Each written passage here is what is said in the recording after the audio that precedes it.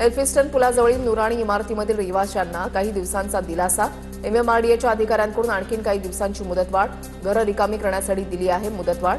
नगरसेवक निशिकांत शिंदे आणि रहिवासी यांनी घरं रिकामी न करण्याचा निर्णय घेतल्यामुळे अधिकारी तिथून निघून गेले. मुंबई पालिकेमध्ये 165 सहाय्यक अभियंत्यांच्या बढतीचा प्रस्ताव सभागृहात मंजूर. मात्र अभियंत्यांच्या बदली प्रक्रियेमध्ये आर्थिक व्यवहार होत असल्याचा मनसेचा आरोप. बदल्याचा अहवाल सादर करण्याची मनसेची मागणी.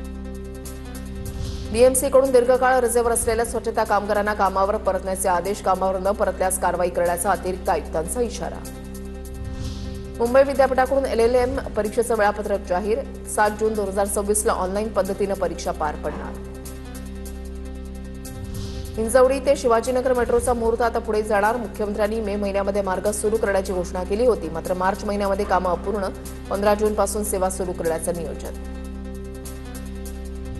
पीएमपी खरेदी करणार 1600 नवीन बसेस. जुलैपासून या बस खरेदीला सुरुवात होणार. संचालक मंडळाच्या बैठकीमध्ये निर्णय.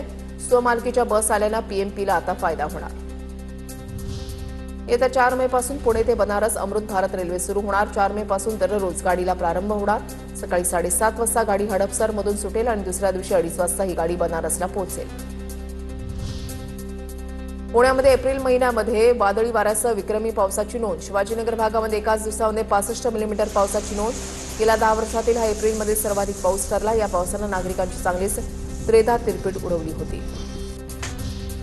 अखेर 5 तासानंतर मुंबई पुणे एक्सप्रेसवे सुरळीत. सलगच्या सुट्ट्यांमुळे मुंबई पुणे एक्सप्रेसवेवर मोठ्या प्रमाणात वाहतूक कोंडी. अखेर 5 तासानंतर वाहतूक सुरळीत करण्यात यश.